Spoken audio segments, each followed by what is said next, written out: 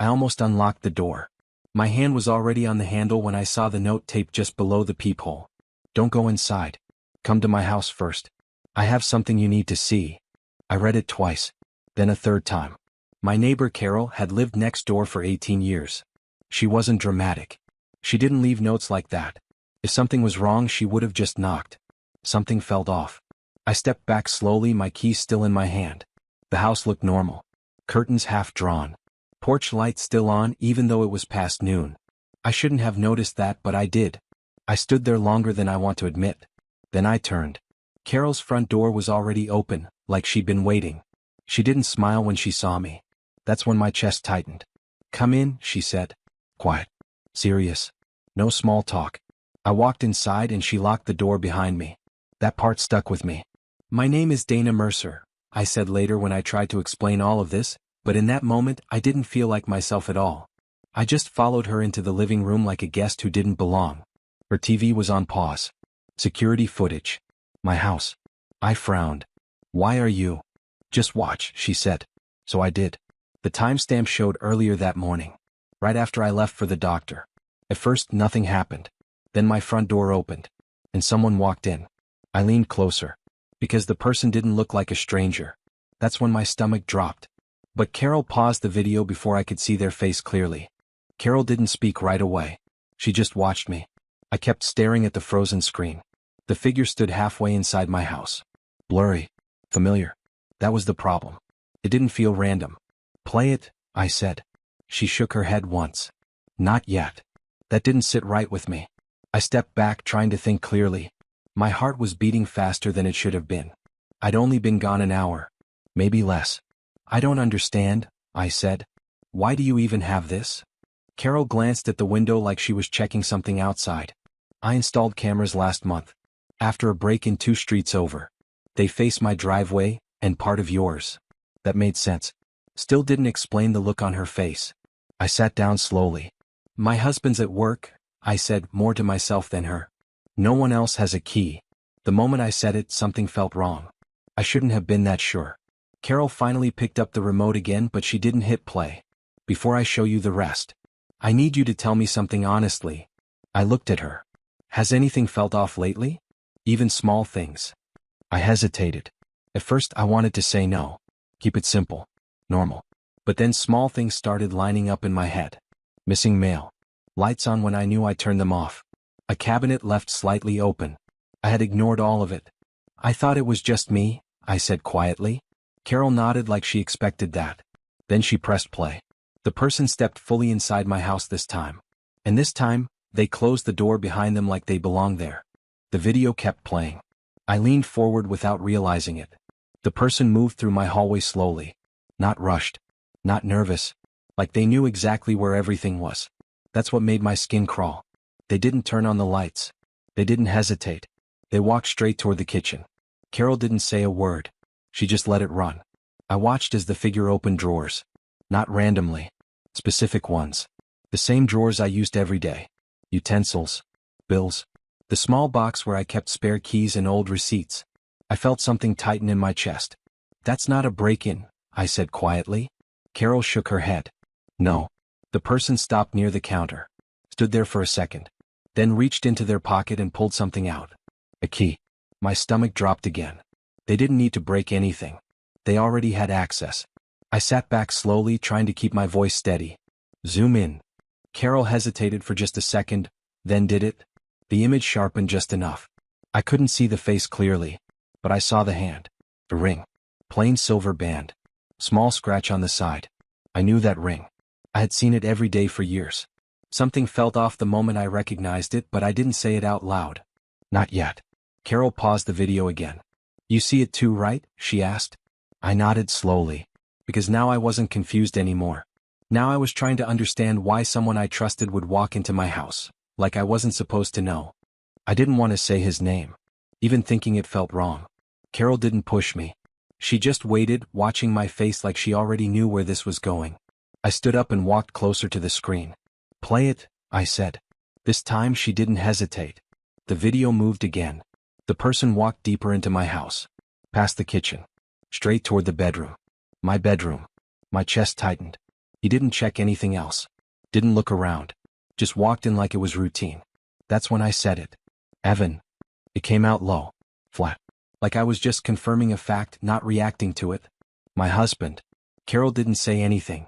She didn't need to. I kept watching. Evan stepped into the bedroom and closed the door behind him. The hallway camera couldn't see inside, but the timestamp kept moving. 5 minutes. 10. 15. He stayed in there like he had a reason. When he finally came back out, something was different. He was holding something. A small folder. My folder.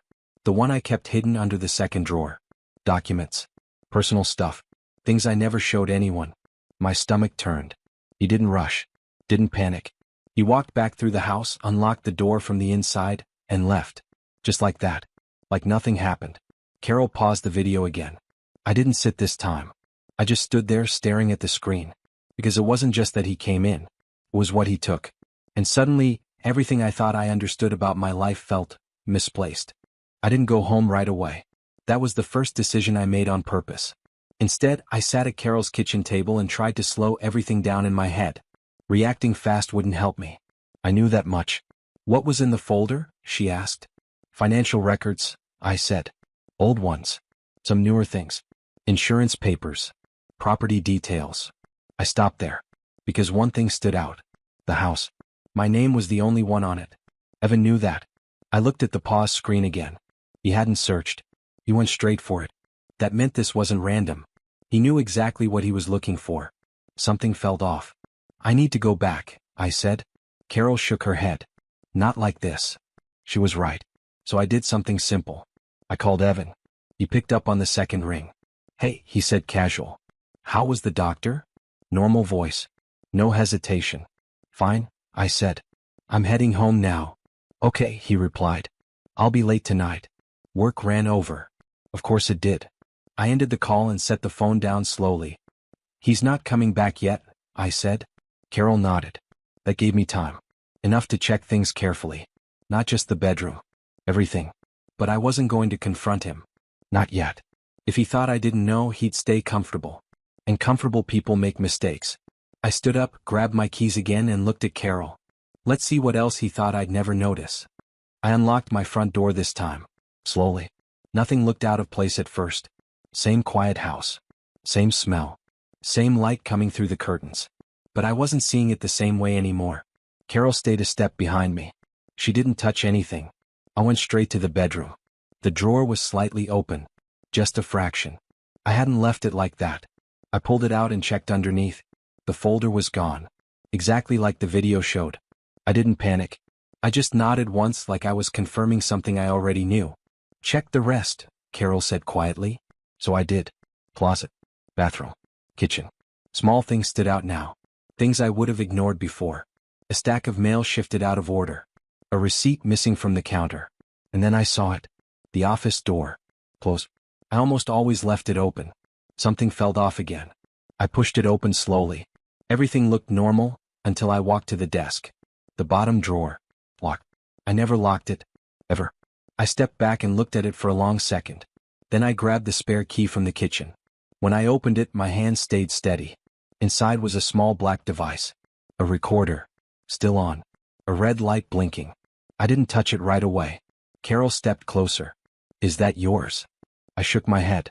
No, it wasn't. Which meant one thing. Evan hadn't just taken something from me. He had been leaving something behind. And suddenly this wasn't just about documents anymore. I didn't turn the recorder off. That was the second decision I made on purpose. Instead, I closed the drawer halfway and left it exactly how I found it. If Evan thought I hadn't seen it, he'd keep using it. And that gave me leverage. Carol watched me quietly. What are you thinking? I'm not guessing anymore, I said. I'm proving it. I took out my phone and called someone I hadn't spoken to in years. A lawyer. His name was Mark Feldman. Straightforward. Careful. The kind of man who didn't act without evidence. He listened. Didn't interrupt. When I finished, he said one thing. Don't confront him. Document everything. That's exactly what I planned to do. That evening, I went through the house like nothing had changed. I cooked. Cleaned. Sat on the couch. I even turned on the TV for background noise. All normal. Because I knew he was listening. Around 8:30, I made a call on speaker. loud enough for that recorder to catch every word. I spoke to the bank today, I said casually. They confirmed the transfer went through. The house is scheduled to be reviewed next week. That part wasn't fully true. Not yet. But it would be. I hung up and sat there quietly. If Evan had taken those documents for a reason, this would push him. Force him to act faster. Make a mistake. And mistakes, when recorded, don't disappear. Later that night my phone buzzed. A message from Evan. I think we need to talk. I stared at it for a second. Because now he wasn't as calm as he sounded earlier.